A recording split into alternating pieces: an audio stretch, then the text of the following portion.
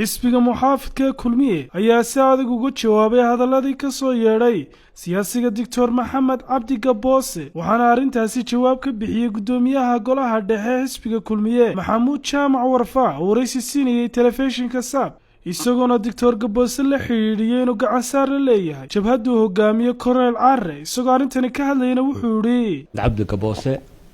runtii arinta shalay toole uu ka hadlay waxa laali wax ka jira ma jiraan Gaboose runtii wuxuu ku jira raga ugu ladan wadanka dhakhaatiirta ugu waaweyn ee magaalada ku yaalana wuu leeyahay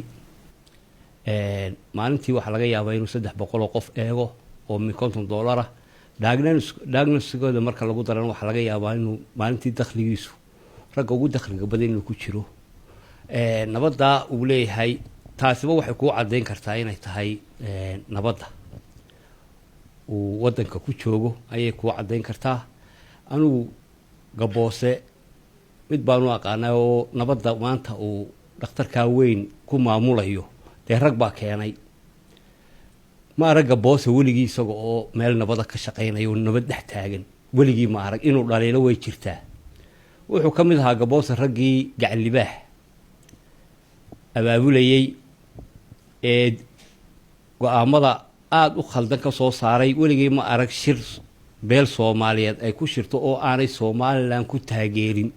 waa shirkii ugu horeeyay ayuu ahaa marka Soomaali dhexdeedu waxba kuma kala qorsoomaan waa la ogyahay Gaboose waxa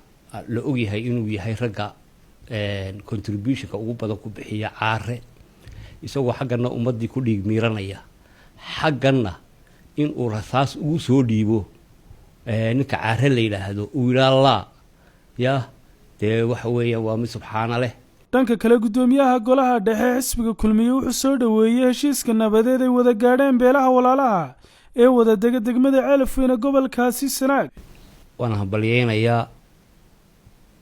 dadka reer Ceelafweyne maanta halka nabadda ku dhaxmartay hambalyo iyo bogaadin baan halkan u marinaya anoo ku hadlaya magaca golaha dhexe ee xisbiga kulmiye waxaan leeyahay nabadda aad maanta qaadateen yaanay soo noqon yaanay dib u noqonin reer Ceelafweyne waa la isku hambalyeynaya shacab iyo xukuumad ba arinta waa la isku barbar taagan yahay halka ka sii wada arinta xisbi ahaan iyo ka Maxamuud ahaanba waan idinku hambalyeynaa aad iyo aad baad ugu mahadsantihiin Ceelafweyne waxay aan jirtay meel nabada meel aad dadkoodu ay walaalayihiin oo ay isku dhaxgaleen dhaliyo dhasheedii yihiin Ceelafweyne waxay lahayd ciyaar Soomaali waxa la oran jiray ciyaartaas aniga igu maqaala marka lagu daro Ceelafweyne caanaheeda cadan way ka sidataa faankaas ay lahaan jirtay faankii iyo midnimadii iyo wada jirkii iyo walaalnimadii soo celiya in badan ba Ceelafweyne dhaliilo badan ka yimaadaan in badan ha ka timaado hambalyo iyo faan iyo midnimo iyo walaalnimo ka shaqeysa midnimadiina iyo horumarkiina iyo danihiina ka shaqeysa ka baxa colaad wiil baa ku dhinta wiil kuma dhasho colaadii wixii inta haydan kaga ekaato gacmaha isqabsada dhal iyo dhasheed baa tihiin reer Ceelafweyne nabadda aad maanta xidhateen halka ka sii wada ayaan idin oranaya Ismaan Axmed Ismaan Saab TV Hargeysa adeega cusub ee shirkadda Dahabshiil iyo eedeeyay